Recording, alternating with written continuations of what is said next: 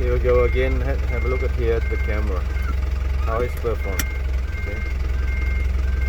Camera is beautiful, clear and sharp. Yep, that's exactly what we want. And it's nicely sit on the dash over here, as you can see. The top look down and side look. So everywhere is perfectly fit and positioned. So it won't bother the way it's using the air conditioner control, won't bother the air vent, and it's nicely much on the dash.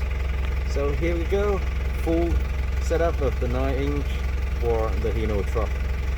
And what we did was that we provide the system just plug into this truck, ready to go.